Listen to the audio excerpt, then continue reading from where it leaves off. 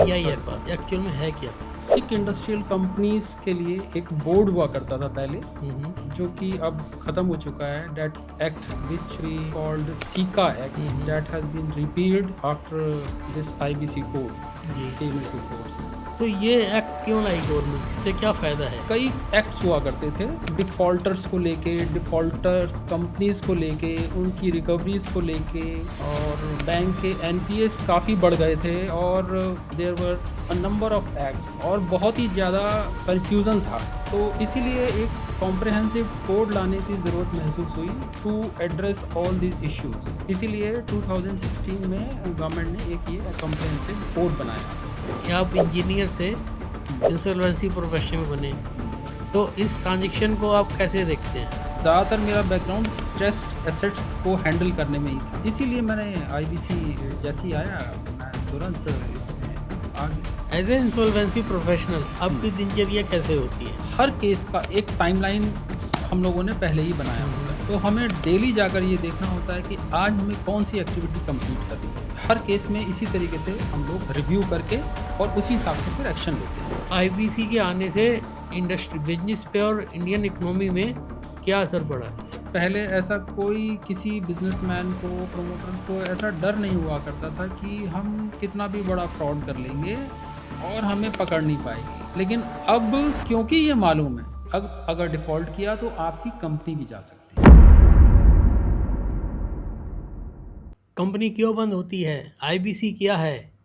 और insolvency professional कौन होते हैं और ये क्या करते हैं? स्वागत है आपका एक्सपा इनसाइट्स विद अमित में, जहां होती हैं बातें अनुभव, ज्ञान और पैशन की। आज हमारे साथ है खास मेहमान श्री निर्मल कुमार जी। इन्होंने IIT दिल्ली से इंजीनियरिंग की, उसके बाद MBA फाइनेंस किया और अब ये एक सफल इंसॉल्वेंसी प्रोफेशनल हैं।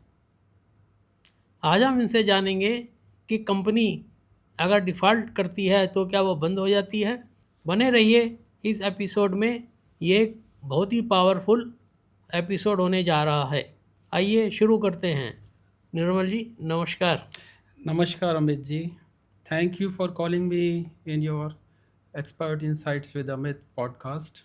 आप आए उसके लिए बहुत बहुत धन्यवाद। थैंक आपने मेरा मान बढ़ाया। यू। आइए आज का पॉडकास्ट शुरू करते हैं। जी, आप अपने एजुकेशंस के बारे में बताइए। आपकी एजुकेशन बैकग्राउंड क्या है? स्कूल में आपके पास कॉमर्स थी, आर्ट्स थी, क्या था? नहीं, मैं एक्चुअली साइंस, स्कूलिंग में भी मेरे पास साइंस थी। फिर मैंने आईआईटी दिल्ली से इंजीनियरिंग किया 1990 में। I completed my chemical engineering, और फिर मैंने अपनी गवर्नमेंट जॉब में रहते हुए एमबीए इन फाइनेंस किया from Indira Gandhi national open university. तो आपकी जो पहली जॉब थी किस में थी, किस लाइन में थी? पहली जॉब मेरी यूपी गवर्नमेंट एक ऑर्गेनाइजेशन है पिकअप करके। It was the basically it is a financial institution of Uttar Pradesh government for the industrialisation of Uttar Pradesh, to promote industrialisation basically. तो वहाँ मैंने करीब 17 साल सर्विस की, और उसके बाद वहाँ से मैंने फिर रिज़ाइन करके लॉ फर्म ज्वाइन किया, और बीआईएफआर में प्रैक्टिस की। एंड देन जब से ये इंसॉल्वेंसी एंड बैंक्रप्सी कोड आया है 2016 में, तब से I am practising in IBC code.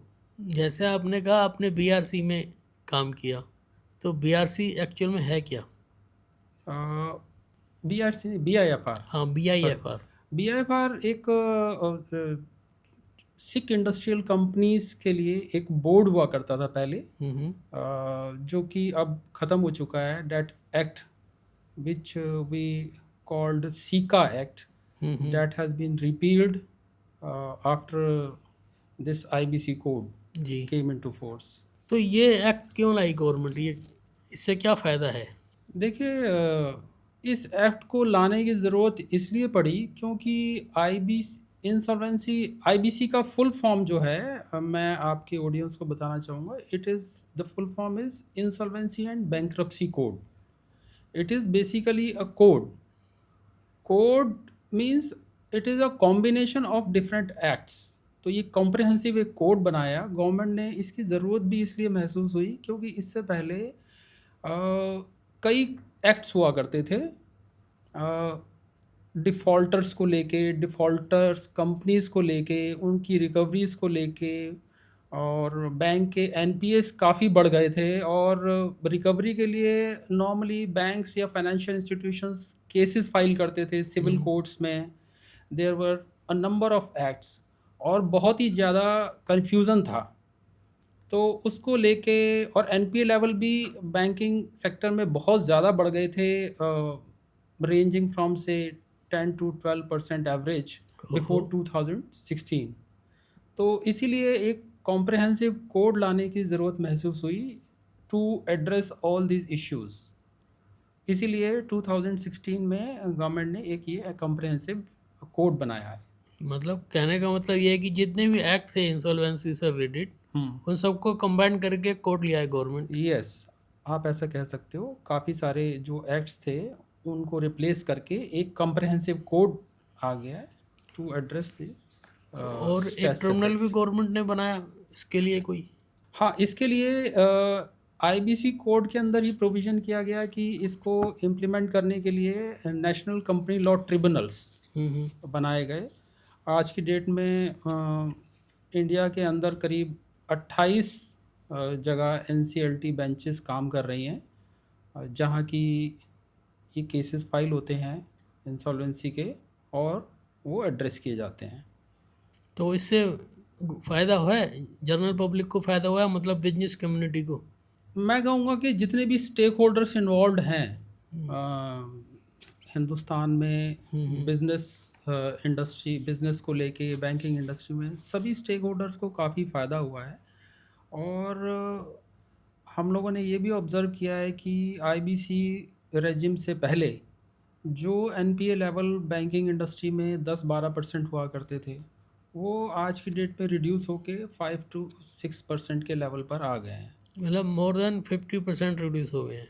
हाँ, और इसके अलावा जितनी भी नॉन परफॉर्मिंग एसेट्स थी उनका बहुत तेज़ी से परफॉर्मिंग एसेट्स में कन्वर्जन होना, क्योंकि कई कंपनीज ऐसी थी जिसमें रिकवरी के लिए बैंक्स को कई कोर्ट केसेस फाइल करने पड़ते थे। वहाँ 4 साल, 6 साल, 8-8, 10-10 साल भी लग जाते थे।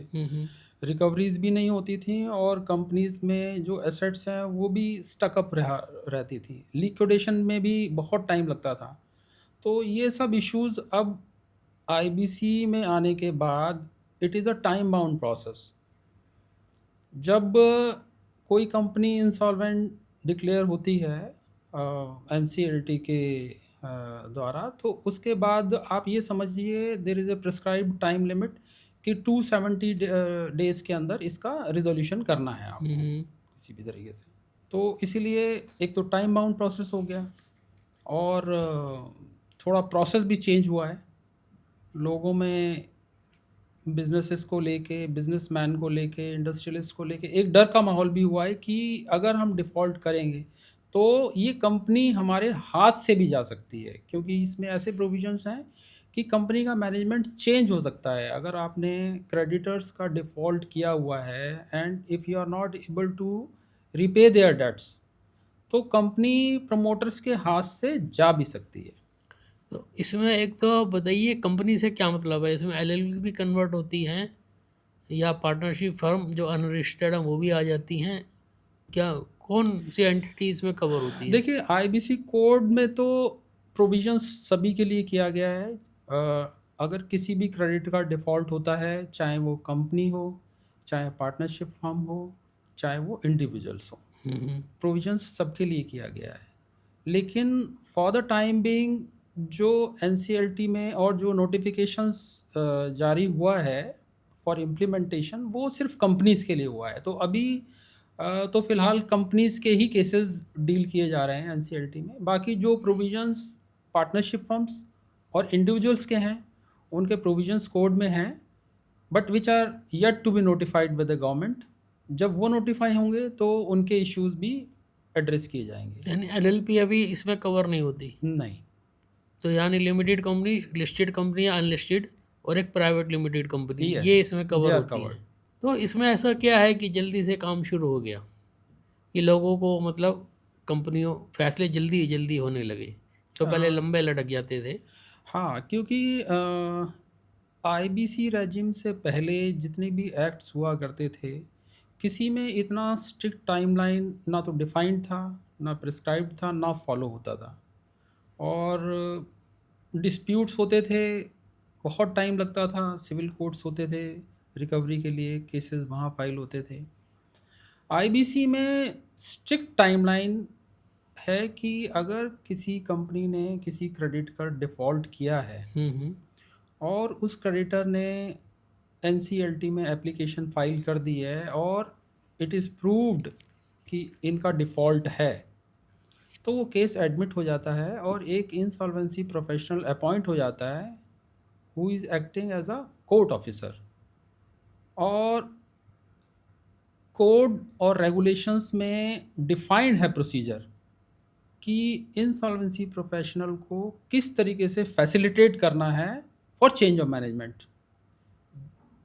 फॉर एग्जांपल, जैसे ही केस जिस दिन एडमिट होता है उसी दिन से उन्होंने एक टाइम टेबल फिक्स बनाया हुआ है कि आपको डे 1 विद इन 2-3 डेज आपको जाके मैनेजमेंट का पूरा कंट्रोल लेना है इंसॉल्वेंसी प्रोफेशनल को, उन सारी एसेट्स का कंट्रोल लेना है और उसके बाद आपको क्लेम्स इनवाइट करने हैं, पब्लिक एडवर्टीजमेंट निकालना है, इन्फॉर्म करना है जनरल पब्लिक को कि this company has gone into NCLT. और किसी का भी क्लेम बनता है वो they can file there claims.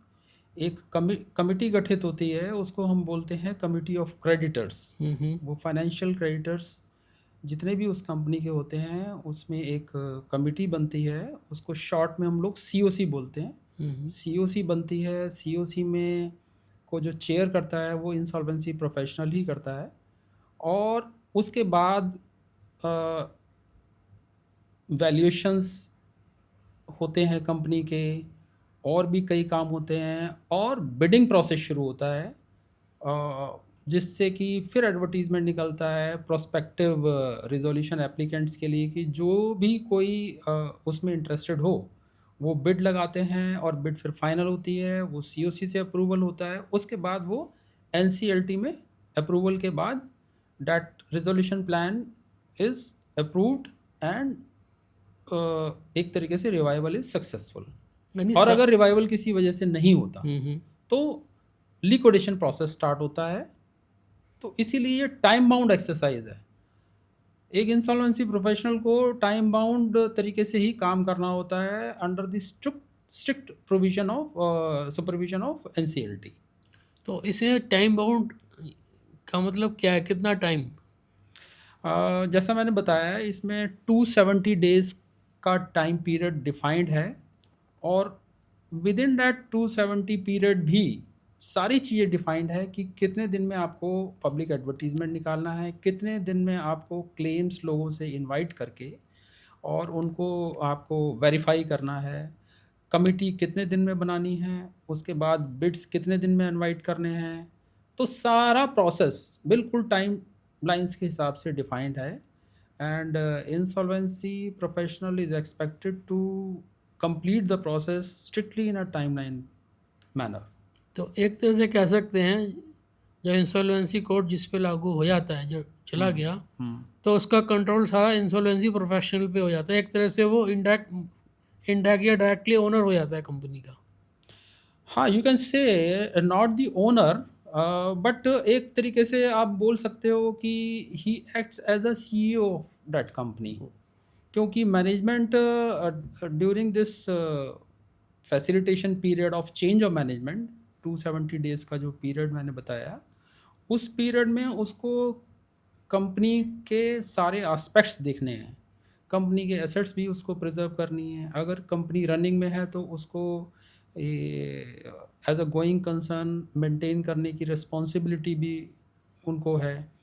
और बाकी जितने भी कंप्लायंसेस कंपनी के होते हैं एज़ पर कंपनीज एक्ट और एज़ पर इनकम टैक्स और जीएसटी और whatever acts, he is expected to comply all those things also तो एक तरफ तो उसको चेंज ऑफ मैनेजमेंट के लिए प्रोसीजर करा, दूसरी तरफ उसको कंपनी को during this interim period you can say he is act as a CEO of that company during that interim period.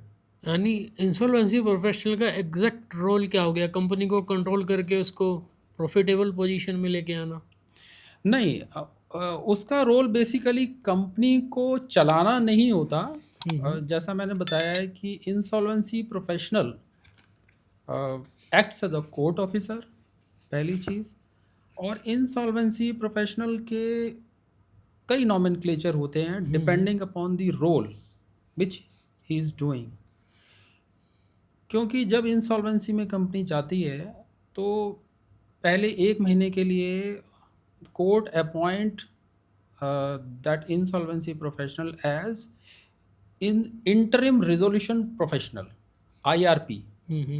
आपने सुना होगा आजकल IRP अपॉइंट हो गया, किसी केस में RP अपॉइंट हो गया, लिक्विडेटर अपॉइंट हो गया। All these terms basically all these positions are held by IP only, insolvency professional. तो इंसॉल्वेंसी प्रोफेशनल जब शुरू के 30 दिन होते हैं उस पीरियड में he act as a interim resolution professional, short में हम लोग उसको IRP बोलते हैं।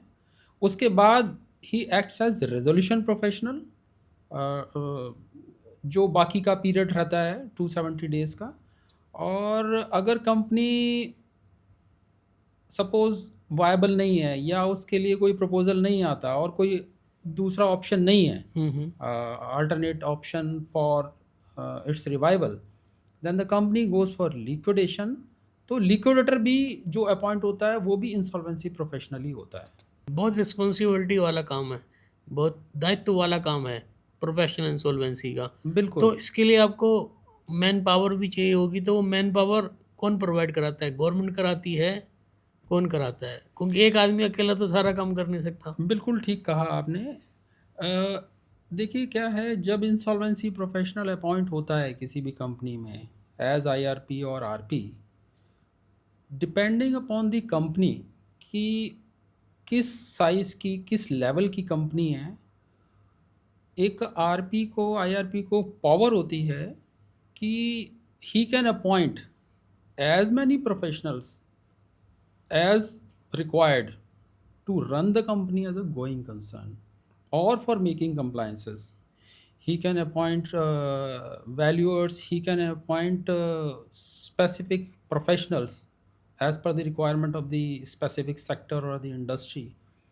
तो उसमें कोई बार नहीं है, ही कैन अपॉइंट, और उन्हीं की असिस्टेंस की वजह से वो चलता है। एंड नॉर्मली क्या होता है, जितने भी इंसॉल्वेंसी प्रोफेशनल्स आज की डेट में काम कर रहे हैं, तो हम लोगों का भी एक ग्रुप रहता है जिसमें हम लोग 3-4 लोग इंसॉल्वेंसी प्रोफेशनल्स रहते हैं, हम लोगों के कलीग्स रहते हैं। हम लोगों का एक ग्रुप होता है, उसमें there are chartered accountants, there are company secretaries, there are advocates. तो उन सब की कंसल्टेशन से, उन सब की हेल्प से, प्लस आपको कोड के थ्रू पावर मिली हुई है कि आप कितने भी प्रोफेशनल्स अपॉइंट कर सकते हैं। तो उस तरीके से हम लोग अपना काम आराम से कर लेते हैं। तो ये उसका खर्चा कौन उठाता है? मान लो कंपनी के पास तो पैसा है नहीं। देखिए, लोग 2 अपॉइंट चीज़ें करने हैं। पर कई बार कंपनीज ऐसी भी होती हैं जो कंपनी ठीक ठाक चल रही हैं, लेकिन किसी वजह से वो किसी क्रेडिटर का डिफ़ॉल्ट कर देती हैं, but company are running, cash flows are there. तो हम लोगों की फ़ीस या हम लोगों के खर्चे या ड्यूरिंग दिस प्रोसेस जो भी खर्चे हैं वो कंपनी बेयर कर लेती है। अगर कंपनी के पास फंड्स नहीं है तो जो कमिटी बनती है, जो भी उस कंपनी में क्रेडिटर्स होते हैं, financial creditors, financial creditors means जिन लोगों ने लोन्स दिए हुए हैं, नॉर्मली वो बैंक्स होते हैं, NBFC या और भी कोई लेंडर्स हो सकते हैं। उनकी जो कमिटी होती है, उनकी committee he in proportion of their lending वो लोग कंट्रीब्यूट करते हैं फंड्स के लिए। जो भी बजट होता है during this period of change of management, वो खर्चा बियर करते हैं अदरवाइज। तो इसमें आपको मैनेजमेंट से रजिस्टर मिलता है, जैसे कंपनी इंसॉल्वेंसी में आ गई, इंसॉल्वेंसी कोड में आ गई, हाँ बिल्कुल। तो आपको अपॉइंट या किसी को भी अपॉइंट किया इंसॉल्वेंसी प्रोफेशनल को कि take over the charge of the company, तो उन्हें कोऑपरेट मिलता है मैनेजमेंट का? देखिए, मैं बोलूँगा कि काफ़ी कंपनियों में कोऑपरेशन नहीं मिलता है, क्योंकि इंसॉल्वेंसी एक जब से आईबीसी आया है, this is a new concept. पहले ऐसा नहीं हुआ करता था हम्म कि किसी प्रमोटर को अपनी कंपनी को खोने का इतना ज़्यादा मतलब प्रोबेबिलिटी नहीं होती थी। हम्म लेकिन अभी क्या होता है कि जिस कंपनी में भी हम लोगों का अपॉइंटमेंट होता है इंसॉल्वेंसी प्रोफेशनल्स का, जब हम लोग उसका कंट्रोल लेने जाते हैं, जब हम उसका चार्ज लेने जाते हैं, तो कंपनीज कई बार हमको जो उनके वाइटल डॉक्यूमेंट्स होते हैं वो देने में हेजिटेट करते हैं। हम्म और ज़्यादातर ये ऐसे केसेस में होता है अगर मान लीजिए कंपनी ने कुछ ऐसे ट्रांजैक्शंस किए हुए हैं जिनको कि वो डिस्क्लोज़ नहीं करना चाहते। तो ऐसी सिचुएशन में हम लोग को फिर एनसीएलटी में कंप्लेंट फाइल करनी पड़ती है। कोड में प्रिस्क्राइब्ड है कि अगर प्रोमोटर्स कोऑपरेट नहीं करते तो आप एनसीएलटी में एप्लीकेशन लगा सकते हैं डिमांडिंग फॉर कोऑपरेशन। तो हम लोग एप्लीकेशन लगाते हैं and appropriate directions are issued to the promoters, तो इसमें वो लोग मैं कोऑपरेट करते हैं। एक तो प्रमोटर हो गए, ये हेजिटेट एक तरह से कहें कि परेशान करते हैं शुरू में हम्म। जब कंट्रोल लेने जाते हैं। एक होता है हेड ऑफ द डिपार्टमेंट, जैसे अकाउंट्स के हेड हो गए, सीएफओ हो गया, कंपनी सेक्रेटरी जो उस कंपनी में काम कर रहे हैं, यस। परचेज के, उनका क्या रोल होता है, उनके साथ डीलिंग का क्या अनुभव उनका रहता भी सेम रहता है। They all employees workers everybody is expected to cooperate the insolvency professional है? Appointed because he acts as a court officer. तो अगर कोई भी आपको नॉन कॉपरेशन कहीं से भी मिलता है, you can file application before NCLT. Cooperation तो देखिए, बिना कॉपरेशन के ये process, time bound process complete हो नहीं सकता। इसीलिए कंपनी के प्रमोटर्स, कंपनी के एम्प्लॉयज़ या कंपनी के वर्कर्स जो भी हों, they are expected to cooperate.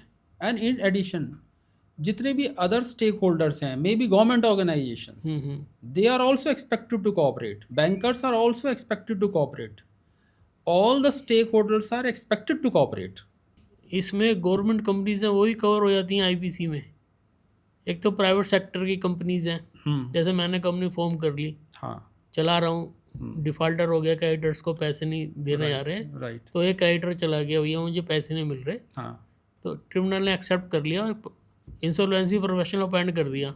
तो गवर्नमेंट कंपनीज में भी ऐसा होता है क्या? गवर्नमेंट कंपनीज में भी डिफॉल्ट होते हैं। गवर्नमेंट कंपनीज के खिलाफ भी केसेस फाइल हो सकते हैं। मतलब केस हुए हैं गवर्नमेंट के खिलाफ भी, हाँ। हाँ। और ट्रिब्यूनल एक्टिव हुआ है उस केस में या Yes. टाल दिया है? नहीं, ट्रिब्यूनल्स आर ऑल्सो एक्टिव। तो जो मैं समझ पा रहा हूँ कि आपका जो इंसॉल्वेंसी प्रोफेशनल, जैसे ही उसको चार्ज मिलता है, कहा जाता है कि इस कंपनी का काम करो, तो बहुत तनावपूर्ण माहौल में उसे काम करना पड़ता है। देखिए, तनावपूर्ण तो नहीं कहेंगे, क्योंकि आपके ऊपर जब सपोर्ट है एनसीएलटीज का भी, तो तनाव की ऐसी कोई पोजीशन रहती नहीं है। हम लोग डिपेंडिंग अपॉन दी कंपनी किस टाइप की है, किस टाइप के रेजिस्टेंसेस हो सकते हैं वहाँ पे, तो हर जगह से कोऑपरेशन मिल सकता है। Suppose there is a factory, workers काम कर रहे हैं, अगर मान लीजिए वहाँ पर हमें लगता है कि कोई रेजिस्टेंस है, तो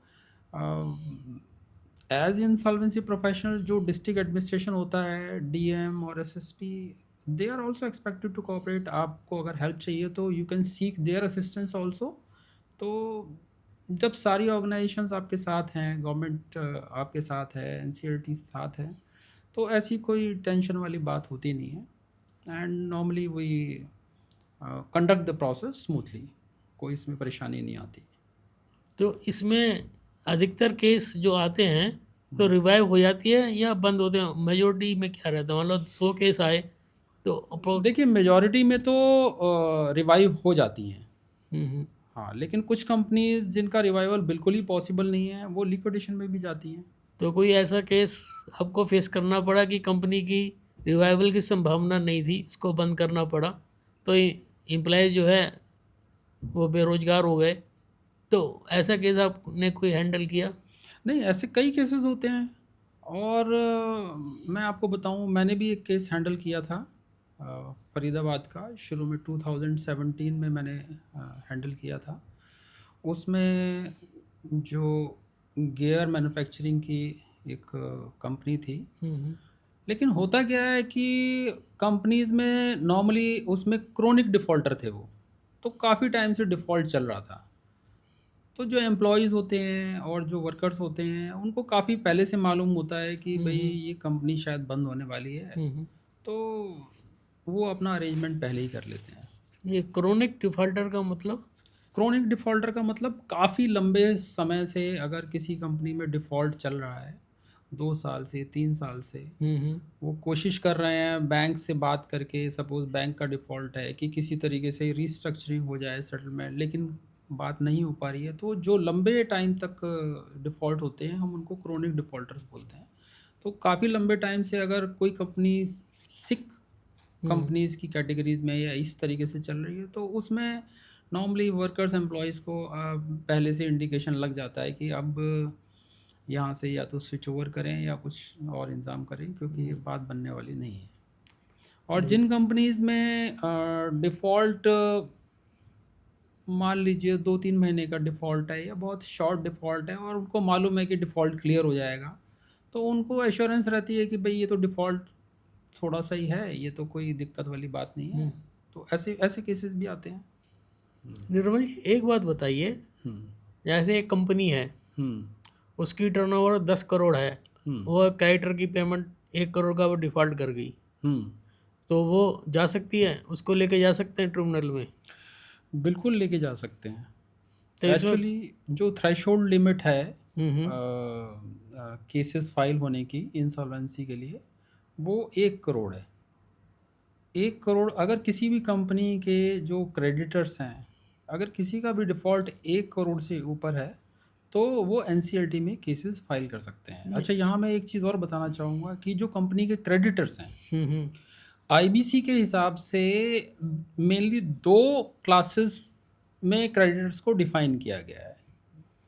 एक तो फाइनेंशियल क्रेडिटर्स और दूसरा ऑपरेशनल क्रेडिटर्स।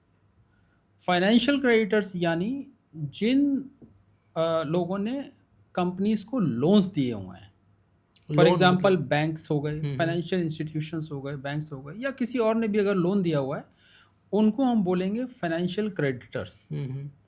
और ऑपरेशनल क्रेडिटर्स हम उनको बोलेंगे जिन्होंने कुछ मटेरियल सप्लाई किया हुआ है, जैसे वेंडर्स हो गए सारे के सारे, या सर्विसेज दी हुई हैं, कोई प्रोफेशनल हैं, उन्होंने कंपनी के ऑडिटर्स हैं, या जितने भी सर्विस प्रोवाइडर्स हैं, उनको ऑपरेशनल कैटेगरी में, एम्प्लॉयज़ हो गए, वर्कर्स हो गए, और इवन गवर्नमेंट के भी जो ड्यूज़ हैं वो भी ऑपरेशनल क्रेडिटर्स कहलाएंगे।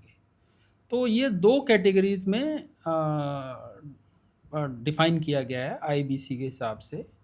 और दोनों ही कैटेगरी के लोगों में अगर 1 करोड़ से ऊपर का डिफ़ॉल्ट होता है, तो they can file case in NCLT for initiation of insolvency proceeding against the company. यानी टोटल नंबर ऑफ क्रेडिटर्स हो गए, किसी सिंगल की बात नहीं है। जो 1 करोड़ की लिमिट है, एक सिंगल क्रेडिटर नहीं, जितने भी क्रेडिटर है वो 1 करोड़ से ऊपर हो जाती है टोटल। देखिए, डिफ़ॉल्ट किसी एक सिंगल क्रेडिटर का भी हो सकता है और जॉइंटली भी हो सकता है। अगर कुछ जॉइंटली, कई बार केसेस ऐसे होते, मान लीजिए 2-3 बैंकर्स हैं किसी कंपनी में, और तीनों बैंकर्स का default is more than 1 crore, तो they can jointly file case against that. अगर 1 करोड़ से कम है तो नहीं जा सकते ट्रिब्यूनल में? 1 करोड़ से कम में ट्रिब्यूनल में नहीं जा सकते। इनफैक्ट जब ये आईबीसी कोड बना था, तब उसमें जो थ्रेशोल्ड लिमिट रखी थी वो 1 लाख रखी थी। अब हुआ क्या कि 1 लाख रुपए थे, लेकिन number of cases but tremendous, काफ़ी लोगों ने फाइल करनी है। और हमारी जो इंफ्रास्ट्रक्चर है आपके एनसीएलटीज़ की, they were not able to handle. तो इसीलिए शायद गवर्नमेंट ने सब्सिक्वेंटली इसकी जो लिमिट है वो 1 करोड़ कर दी है। तो मिनिमम 1 करोड़ का डिफ़ॉल्ट होना चाहिए, 1 चाहे करोड़ का सिंगल डिफ़ॉल्ट का होना हो चाहिए। या 1 से या 2 से ज़्यादा का हो, 1 से और ज़्यादा का कंपनी हो। का टर्नओवर से कोई लेना देना नहीं है। कंपनी का टर्नओवर में भी 10 करोड़ और 1000 करोड़। कंपनी कितनी भी बड़ी हो सकती है, बस छोटी भी हो सकती है। छोटी भी हो सकती है। बट डिफ़ॉल्ट 1 करोड़ का होना चाहिए। क्या मैं इसको आपको एक इंटरेस्टिंग एग्जांपल बताता हूँ हम्म इसी संदर्भ में कि जब ये आईबीसी कोड आया था तो उसके 2 साल बाद किसी एक एक राजनगर एक्सटेंशन है गाज़ियाबाद में जगह, वहाँ एक बिल्डर था, हम्म नाम नहीं मैं बताना चाहूँगा, तो काफ़ी बड़ा बिल्डर था और उसके करीब 1800 फ्लैट्स का वो प्रोजेक्ट था, सोसाइटी थी। ऑलमोस्ट 70-80% इट वाज कंप्लीट और उसमें इंस्टीट्यूशंस के लोन्स भी काफ़ी थे, मोर देन 150 करोर्स। उसमें एक केस किसी ने फाइल किया जिसका कि लोन अमाउंट था और जिसका डिफ़ॉल्ट था, किसी वेंडर का पेमेंट था 32 लाख का डिफ़ॉल्ट। हम्म 32 लाख के डिफ़ॉल्ट के लिए he filed case in NCLT. NCLT में जब केस फाइल हुआ तो हम लोग मैनेजमेंट टेक ओवर करने के लिए गए। प्रमोटर्स को या किसी को बिल्कुल भी आइडिया नहीं था कि ये क्या है। उनको यही नहीं मालूम था कि आईबीसी क्या है, एक मिनट एनसीएलटी में क्या होती है। रोकना चाहूँगा, ये पुराना केस बता रहे हैं जब 1 लाख की लिमिट थी। हाँ, ये पुराना केस जी। बता रहा हूँ जब 1 लाख की लिमिट थी।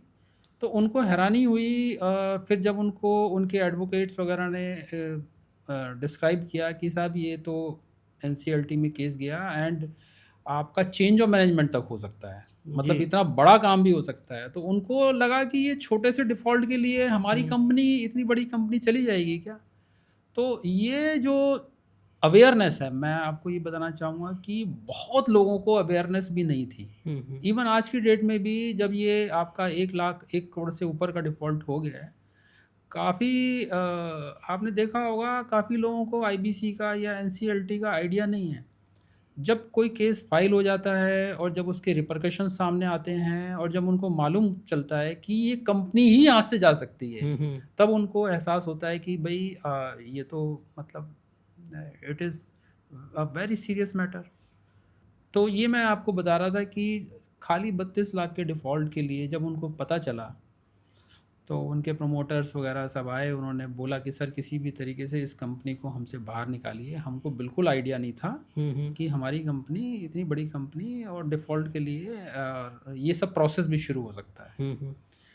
तो आईबीसी में एक प्रोविज़न है कि किन किन कंडीशंस में आपका एनसीएलटी से केस वापस हो सकता है। Subject to one of the condition is कि आप उनका डिफ़ॉल्ट भी क्लियर करिए और 2-4 कंडीशन, उसके बाद वो फिर केस बड़ी मुश्किल से फिर विड्रॉ हुआ। इसमें एक क्वेश्चन और ऐड करना चाहूँगा। मान लो एक कंपनी डिफ़ॉल्ट में चली गई, केस फाइल हो गया। अब कंपनी को मालूम है केस फाइल हो गया, अब इंसॉल्वेंसी प्रोफेशनल अपॉइंट होगा, तो वो अपनी मनपसंद का कर सकता है। नहीं, कंपनी देखिए इंसॉल्वेंसी में जाने के लिए भी होता क्या है कि अगर क्रेडिटर फाइल कर रहा है केस, तो क्रेडिटर जब फाइल करते हैं तो वो अपने पसंद का कोई भी नाम प्रपोज कर सकते हैं एज इंसॉल्वेंसी प्रोफेशनल। और इसीलिए companies itself they can also file. तो उनके उनके साथ भी होता है कि वो भी अपना कोई भी नाम प्रपोज करके इंसॉल्वेंसी प्रोफेशनल का नाम भी प्रपोज कर सकते हैं। ये बात तो मुझे समझ में आ गई, जिसका पैसा नहीं मिल रहा वो चला गया जी, मेरा 2 करोड़ का है फॉर एग्जांपल, कि आप मुझे दिलवाइए इंसॉल्वेंसी में, इसको लीजिए कैसे मुझे दिलवाइए। और एक कंपनी खुद क्यों जाएगी? कंपनी खुद इसलिए भी जाती है कि कंपनी को जब एहसास हो जाता है कि हमारी पोजीशन नहीं है बिल्कुल भी टू रिपे आवर क्रेडिटर्स, तो कभी कभी कंपनीज भी केसेस फाइल करती हैं अपने ही खिलाफ कि भाई ठीक है, आप चेंज ऑफ मैनेजमेंट के लिए आप इसका प्रोसेस शुरू कर दीजिए। क्योंकि देखिए इसमें एक चीज़ और है, जब कंपनीज का केस एडमिट हो जाता है एनसीएलटी में, तो उसमें कंपनीज पर मोरेटोरियम लग जाता है। मोरेटोरियम का मतलब है कि no recovery action can be taken against that company. अगर कंपनी खुद से जा रही है तो नहीं, अगर खुद से भी जा रही है या क्रेडिटर ने फाइल कर दिया तब भी, जिस दिन भी केस एनसीएलटी में जब एडमिट हो जाता है और इंसॉल्वेंसी प्रोसेस शुरू हो जाता है, उसके बाद मोरेटोरियम लग जाता है कि against that company no recovery can be done forcefully or otherwise. तो फॉर एग्जांपल किसी के इनकम टैक्स के ड्यूज़ हैं या किसी और गवर्नमेंट ऑर्गेनाइजेशन के ड्यूज़ हैं या कोई कोर्ट की डिग्री लेकर आ जाता है कि भाई मैं तो इसमें ताला लगाऊंगा, क्योंकि अगर ये सब अलाउ कर देंगे तो कंपनी का रिवाइवल कैसे होगा। तो इसीलिए मोरेटोरियम लग जाता है। तो कई बार प्रमोटर्स को ये भी लगता होगा कि गवर्नमेंट के भी ड्यूज़ हैं, काफ़ी ड्यूज़ हैं और बड़ी परेशानी होगी और अटैच हो जाएगी और पता नहीं किस तरीके से क्या हो जाएगा, तो better to file case before NCLT और एनसीएलटी में go for change of management, और ताकि बाकी रिकवरी एक्शंस रुक जाएं। तो इसमें कंपनी को फ़ायदा होता है, कंपनी खुद से जा रही है तो प्रमोटर्स को फ़ायदा होता है। ये ट्रिब्यूनल जो है कुछ पॉजिटिव नोट में करता है इसको फ़ायदा कुछ। देखिए ये भी हो सकता है, क्योंकि इसमें ये भी प्रोविज़न है कि जब बिड्स इनवाइट की जाती हैं फॉर चेंज ऑफ मैनेजमेंट, तो उसमें ये है कि जो एमएसएमईज़ हैं, एमएसएमईज़ सेक्टर में जो कंपनीज आती हैं, उनके प्रमोटर्स को अपॉर्चुनिटी दे सकते हैं, दी जा सकती है subject to certain conditions. They can also file their proposal for revival, तो उसके थ्रू उनको कंपनी वापस भी मिल सकती है। तो इसमें कैडर वाला प्रोविज़न तो बिल्कुल क्लियर है, जिसको पैसे नहीं मिले वो तो जाएगा, भैया पैसे मुझे चाहिए, कैसे ही दिलवाओ। हाँ, अगर कंपनी खुद से जाती है तो इसमें ये भी संभावना हो सकती है कि वो पैसे खा पी गए, इधर उधर कर दिए, डिफ़ॉल्ट कर दिए जानबूझ के, और ऐसा फिर भी वो हो चले सकता गए, है, जी अब हम चला नहीं पा रहे। ऐसा भी हो सकता है, लेकिन ऐसा नॉर्मली करते नहीं हैं प्रमोटर्स, क्योंकि इसका मैं रीज़न बताता हूँ कि आईबीसी कोड के अंदर ये प्रोविज़न है कि जब कोई आईआरपी आरपी अपॉइंट होता है तो ही इज़ अगर उनको कोई भी फिक्टिशियस या कोई भी सस्पिशियस ट्रांजैक्शंस लगते हैं तो he can appoint forensic auditor. और फॉरेंसिक ऑडिटर में अगर कोई चीज़ें ऐसी निकलती हैं गड़बड़ी कि प्रमोटर्स ने साइफन अवे किया हुआ है फंड या और कोई गड़बड़ी की हुई है, तो वो चीज़ें निकल के आती हैं, उसके खिलाफ फिर एक्शंस होते हैं, उसके खिलाफ एप्लीकेशंस फाइल होती हैं एनसीएलटी में, और बाकी केसेस भी फिर फाइल हो सकते हैं। इसलिए नॉर्मली प्रमोटर्स या जिन्होंने कोई गड़बड़ी की भी हुई है तो नॉर्मली वो लोग नहीं जाते। अब आपने एक टर्म यूज़ किया है फॉरेंसिक ऑडिट। फॉरेंसिक नाम से तो हमें वो आती है जो क्रिमिनल में जो टेस्टिंग के लिए जाते हैं लैब में, वो फॉरेंसिक जांच करते हैं। और ये फॉरेंसिक ऑडिट फाइनेंस की टर्म में क्या है? फाइनेंस की टर्म में फॉरेंसिक ऑडिट ये होता है कि जो कंपनीज की एनुअल बैलेंस शीट्स होती हैं, एनुअल स्टेटमेंट्स होते हैं, देखिए उनको एग्ज़ामिन करना और उसमें अगर कोई फ्रॉड हुआ है तो वो डिटेक्ट करना, only an expert can do it. तो ज़्यादातर कुछ सीए फॉर्म्स वगैरह है, दे आर ऑथराइज कि वो फॉरेंसिक ऑडिट कर सकती हैं। हम लोग उन्हीं को अपॉइंट करते हैं कि आप इसमें देखिए, हमको ये थोड़ा सा गड़बड़ लग रही है, आप इसको एग्ज़ामिन कीजिए और अपनी रिपोर्ट दीजिए कि इसमें वाकई फंड्स का साइफन अवे हुआ है या नहीं हुआ, या और कोई गड़बड़ी हुई है।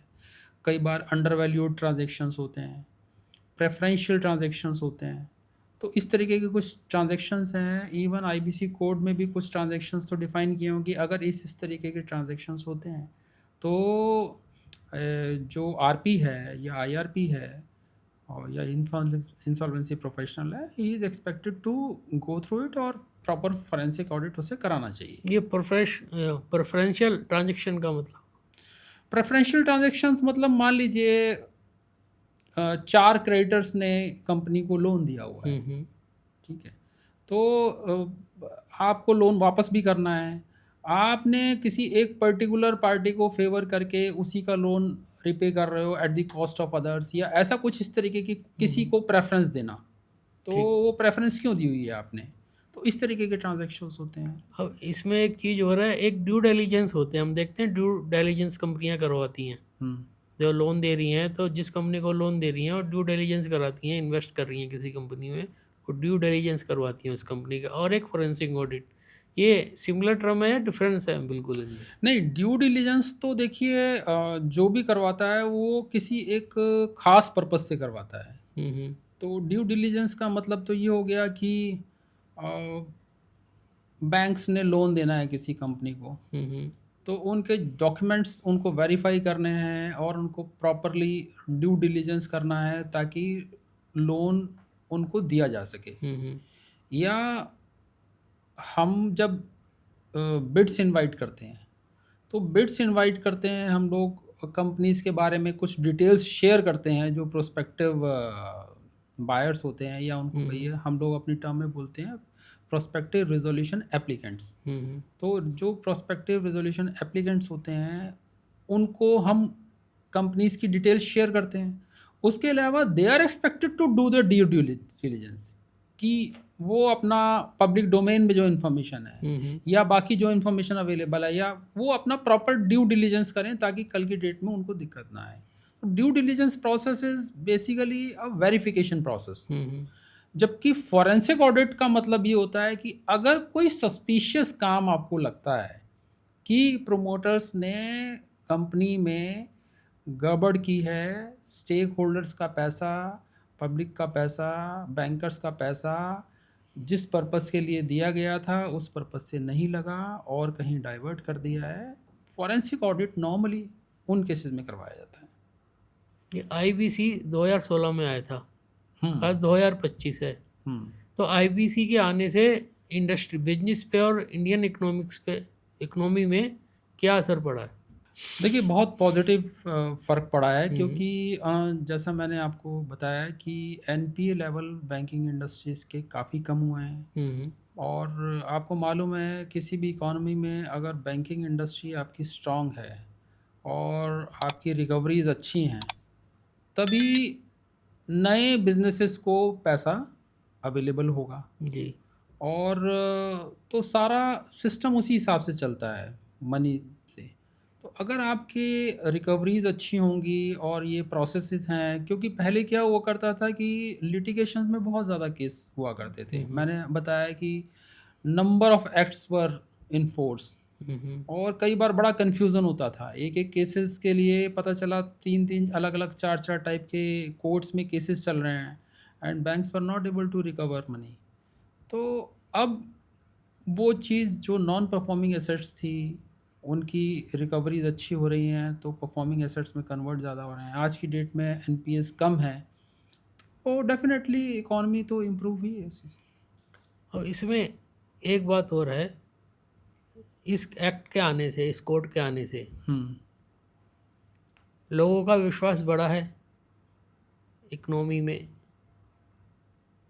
इसके बारे में क्या विचार है आपका? देखो बिल्कुल बड़ा है, क्योंकि मैंने जैसे बताया था कि पहले ऐसा कोई किसी बिजनेसमैन को, प्रोमोटर्स को ऐसा डर नहीं हुआ करता था कि हम कितना भी बड़ा फ्रॉड कर लेंगे और हमें पकड़ नहीं पाएगी। लॉस का, लेक्यूनास, लूपहोल्स का फ़ायदा उठाकर काफ़ी उठाया जाता था।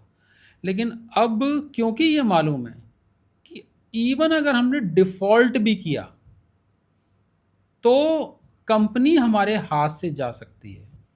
देखिए कंपनी किसी भी प्रमोटर के, अगर किसी ने ऑनेस्टली अगर लगाई है कंपनी, तो it is like a baby. शुरू से उसने उसको पाला पोसा बड़ा किया होता है, तो कोई भी नहीं चाहेगा कि मेरी कंपनी हाथ से निकल जाए।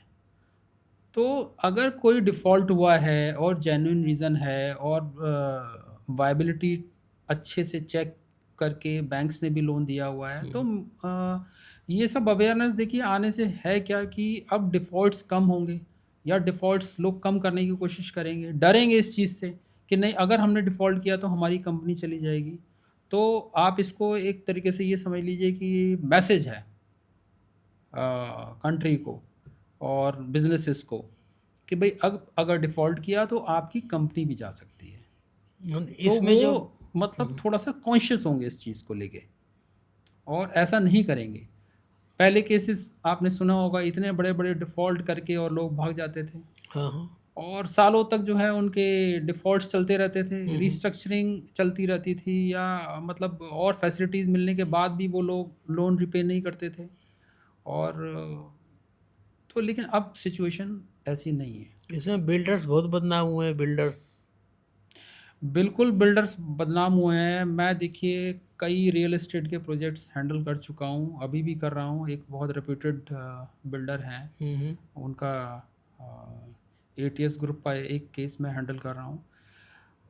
तो बिल्डर्स के मैंने देखा है कुछ केसेस में कि बिल्डर्स ने लोन्स तो लिए ही हुए हैं, और जो होम बायर्स हैं, होम बायर से पैसा कलेक्ट करके, और अपना कंट्रीब्यूशन उनका ज़्यादा होता नहीं है, और लैंड उनको लीज पे मिल जाती है, बैंक से लोन ले लिया, होम बायर से बुकिंग करा के पैसा इकट्ठा कर लिया, और जब पैसा काफ़ी इकट्ठा हो जाता है तो अपना प्रोजेक्ट कंप्लीट करने की बजाय उसको अधर में लटका के वो क्या करते हैं, एक्सपेंशन के चक्कर में और लैंड खरीदना शुरू कर देते हैं, जिसकी वजह से प्रोजेक्ट पूरा नहीं हो पाता और डिफ़ॉल्ट कर जाते हैं। और ऐसे कई केसेस हैं। नोएडा एक्सटेंशन में तो ऐसे, मतलब नोएडा में केसेस भरे हुए हैं। आपने आए दिन आपने देखा होगा, न्यूज़पेपर में आता है कि 8 साल हो गए, 10 साल हो गए, होम बायर्स को अपना घर नहीं मिला, और उन्होंने बैंक से लोन लिए हुए हैं, ईएमआई भी भर रहे हैं और रेंट पे भी रह रहे हैं। तो वो मतलब एक बहुत ही दुखदाई सिचुएशन है यानी होम बायर्स नोएडा के में लिए। कह सकते हैं लाइन लगी हुई है बिल्डर्स की, जिन्होंने डिफ़ॉल्ट किया है। बहुत बहुत और भी जगह हैं, नोएडा में काफ़ी केसेस हैं जो इस तरीके से फंसे हुए हैं। और मतलब क्योंकि बिल्डर्स के केसेस भी फाइल होते हैं एनसीएलटी में, एनसीएलटीज में तो बहुत सारे बिल्डर्स के केसेस हैं। तो लेकिन अब क्या है, जब से ये बिल्डर्स के केसेस भी जाना शुरू हुए हैं एनसीएलटी में, तो थोड़ा सा सिचुएशन कंट्रोल में आई है। क्योंकि 1 करोड़ का डिफ़ॉल्ट बिल्डर्स के लिए क्या प्रोविज़न किया हुआ है कि या तो आपका जो डिफ़ॉल्ट है, अगर उन्होंने प्रोविज़न थोड़ा सा रिवाइज़ कर दिया है बिल्डर्स के केसेस में, या तो जो अलॉटीज़ हैं किसी प्रोजेक्ट में, या तो 10% या 100 इन नंबर्स अगर वो मिल जाते हैं तो they can file case in NCLT. तो उसमें लिमिट 1 करोड़ की लिमिट अप्लीकेबल नहीं है।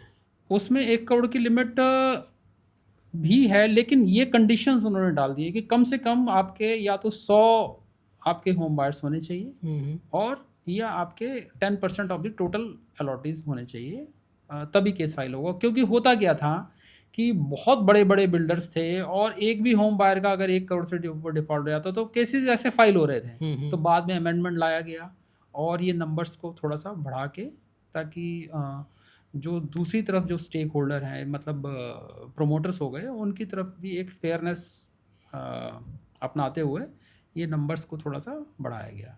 लेकिन फिर भी बिल्डर्स के भी काफ़ी केसेस हैं, रियल एस्टेट के काफ़ी केसेस हैं। इसमें एक चीज़ जो मुझे इंटरेस्टिंग लगी है, मतलब जिसने इस एक्ट को इफेक्टिव बनाया है, वो है टाइम बाउंड। बिल्कुल जैसे आपने 272 दिन बताया कि 272 डेज में कंप्लीट नहीं, करना है। 270 डेज हैं। हालांकि उसमें ये भी प्रोविज़न है कि आपको एक्सटेंशन मिल सकता है फर्दर 60 डेज़ का। तो 330 डेज 270 नहीं, एक्चुअली प्रोविज़न है 180 डेज़ का। 180 डेज़ में मतलब 6 महीने में आपको प्रोसेस कंप्लीट करना है। अगर 6 महीने में नहीं होता तो 60 डेज़ का आपको एक्सटेंशन मिल जाता है, तो 270 डेज़ हो गए। और एक्सेप्शनल केसेस में अगर मान लीजिए एनसीएलटी में टाइम लग रहा है या लिटिगेशन में टाइम लग रहा है, तो वो टाइम थोड़ा सा और एक्सटेंड करके 330 डेज, 330 डेज यू कैन से is the maximum time period. इतने पीरियड में आपको रिजोल्यूशन करना ही करना है, अदरवाइज कंपनी में गो इनटू लिक्विडेशन। ये कहना गलत नहीं होगा कि 1 साल के अंदर केस रिजोल्व हो जाता है, जो भी है, या तो कंपनी चल जाएगी या वो बंद हो जाएगी हाँ, ऐसा विद इन ऐसा 1 ईयर मान सकते हैं। विद इन 1 ईयर मान सकते हैं, लेकिन अभी थोड़े टाइम से क्या ट्रेंड शुरू हो गया है कि कई स्टेक होल्डर्स काफ़ी केसेस फाइल कर देते हैं एनसीएलटी में। जिस कंपनी का केस चल रहा है वो तो चल ही रहा होता है, लेकिन उसके अलावा कई जो स्टेक होल्डर्स उसमें होते हैं वो काफ़ी केसेस फाइल कर देते हैं। इसलिए अभी कुछ पीरियड से एनसीएलटी में भी टाइम लगने लगा है। अच्छा। हाँ, एनसीएलटी में भी टाइम लगने लगा है। तो अ, आप ये कह सकते हो कि इस मामले में जो इंसॉल्वेंसी प्रोफेशनल है उनसे तो बहुत एक्सपेक्टेशन है कि वो अपना काम टाइम से करें, बट एनसीएलटीज़ में इस तरीके का कुछ सुपरविजन नहीं है, तो एनसीएलटीज़ में काफ़ी डिलेज भी होते हैं। तो इसलिए कई केसेस में टाइम भी लग जाता है, 2 साल 3 साल भी लग जाता है, हाँ, बट फिर भी इफेक्टिवली हम्म। ओवरऑल आप देखें तो it's being a time bound process, इसमें मतलब पहले के कंपैरिजन में बहुत तेज़ी से काम हुआ है। यानी जो बात समझ में आ रही है कि इंसॉल्वेंसी प्रोफेशनल का जो बहुत ही रिस्पॉन्सिबिलिटी का है, रिस्पॉन्सिबिलिटी के साथ साथ उनके पास पावर्स भी हैं, और कोई उनकी बात ना माने तो गवर्नमेंट अथॉरिटीज़ का वो हेल्प ले ले सकती हैं, सकते हैं, हेल्प ले सकते हैं बिल्कुल अपना काम पूरा करवाने के लिए। बिल्कुल इससे देश का फ़ायदा है, फाइनेंस रिकवरी होती है, कंपनी चलती है, तो आम जनता का भी फ़ायदा है बिल्कुल और देश आगे बढ़ता है। बिल्कुल। और ऐसा ही प्रोविज़न जो है लिक्विडेशन केसेस में भी है। लिक्विडेशन केसेस में भी आपका एक तरीके से टाइम बाउंड प्रोसेस है।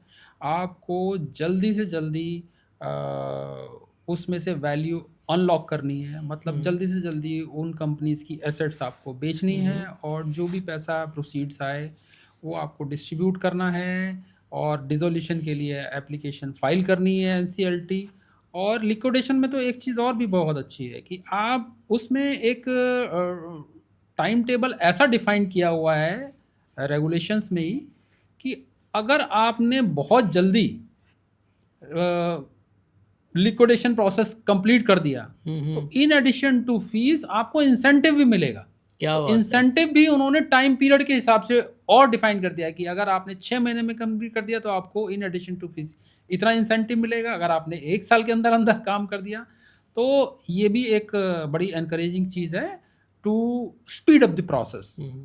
एज ए इंसॉल्वेंसी प्रोफेशनल आपकी दिनचर्या कैसे होती है? देखिए, एज एन इंसॉल्वेंसी प्रोफेशनल मैं जितने भी केसेस हैंडल कर रहा हूँ आपके इंसॉल्वेंसी के और लिक्विडेशन के, पर्सनल गारंटर के, तो सबसे पहले मैं अपना पोर्टफोलियो जाकर देखता हूँ आज कौन सा केस एनसीएलटी में लगा हुआ है, और उसकी प्रोसीडिंग्स भी हमें ऑब्ज़र्व करनी होती है, और क्या क्या ऑर्डर्स एनसीएलटी के हो रखे हैं उनकी कंप्लायंस की तरफ हम लोग काफ़ी ध्यान रखते हैं कि टाइमली कंप्लायंस हो।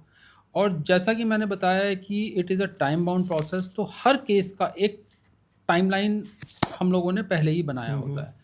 तो हमें डेली जाकर ये देखना होता है कि आज हमें कौन सी एक्टिविटी करनी है, कौन सी एक्टिविटी कंप्लीट करनी है। तो हर केस में इसी तरीके से हम लोग रिव्यू करके और उसी हिसाब से फिर एक्शन लेते हैं। आपका जो जॉब है काफ़ी क्रिटिकल होता है, या तो कंपनी बंद भी हो सकती है, रिवाइव भी हो सकती है। बिल्कुल। आपके प्रोफेशनल कैरियर में कभी ऐसे क्षण आए कि आपको बहुत सेटिस्फेक्शन मिला हो कि ये काम इस कंपनी को मैंने चालू करवा दिया, ये चालू हो गई और आपको बहुत अच्छा महसूस हुआ हो, ऐसे क्षण आए हैं? नहीं, नहीं, बिल्कुल होता है कि अगर देखिए कोई कंपनी जो कि डिफ़ॉल्ट में चल रही हो और उसका रिवाइवल प्रोसेस है, और अच्छा कोई मतलब रिज़ॉल्यूशन एप्लीकेंट ने केस फाइल कर दिया, रिज़ॉल्यूशन प्लान बन गया, फाइल हो गया, अप्रूव हो गया, बहुत खुशी मिलती है कि कोई एक सिक कंपनी है वो अगर रिवाइवल पाथ पर आ जाती है, तो सैटिस्फैक्शन तो मिलता है।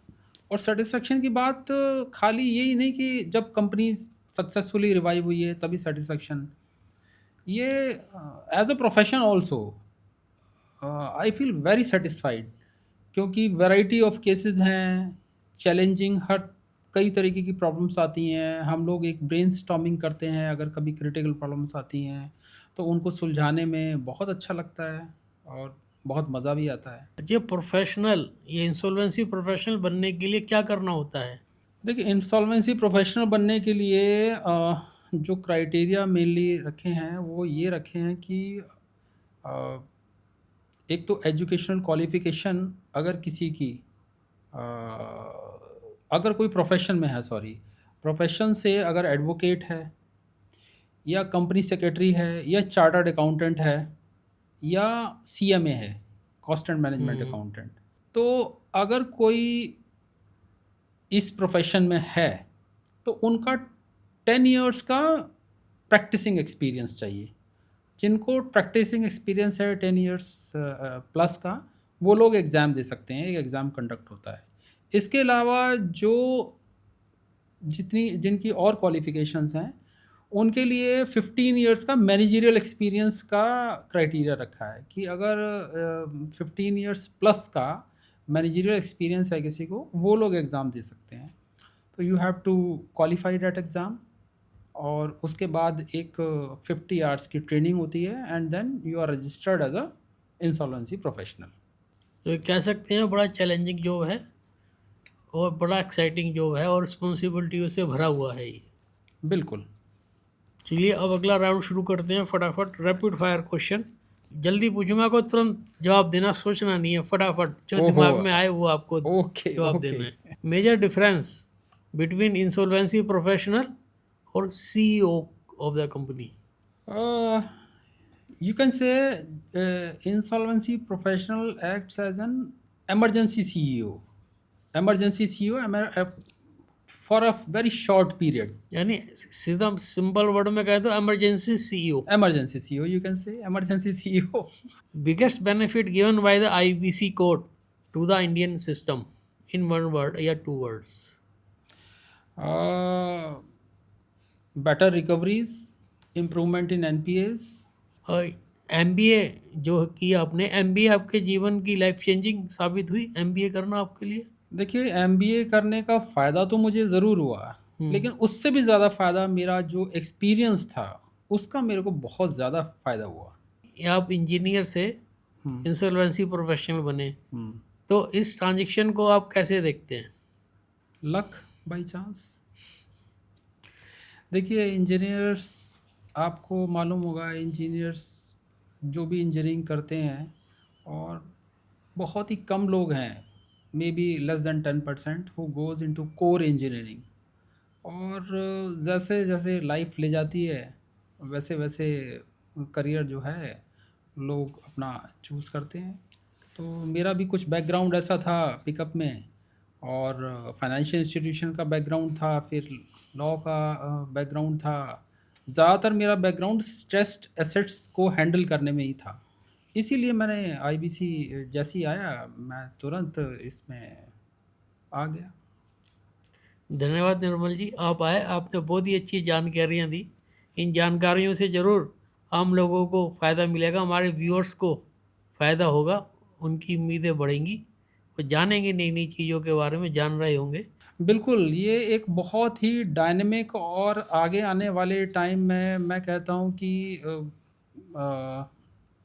बहुत सबसे अच्छे प्रोफेशनल्स में से एक बहुत ही अच्छा प्रोफेशन ये निकल के आएगा, और इसकी डिमांड दिनों दिन बढ़ती भी जा रही है। And thank you Amit for calling me in your podcast. और मैं चाहूँगा कि आपके ऑडियंस को इस पॉडकास्ट से फ़ायदा हो, कुछ आईबीसी के बारे में थोड़ा सा अवेयरनेस हो, और इसको अपनी लाइफ में भी इम्प्लीमेंट करने की कोशिश करें। थैंक यू दोस्तों, यह एपिसोड आपको कैसा लगा कमेंट सेक्शन में लिख के बताइएगा। इसे लाइक कीजिए, शेयर कीजिए, अपने दोस्तों रिश्तेदारों को इसके बारे में बताइए। ऐसे ज्ञानवर्धक एपिसोड पॉडकास्ट आते रहेंगे, तो चैनल को सब्सक्राइब करना ना भूलें। फिर मिलते हैं एक शानदार जानदार पॉडकास्ट में, तब तक के लिए जय हिंद।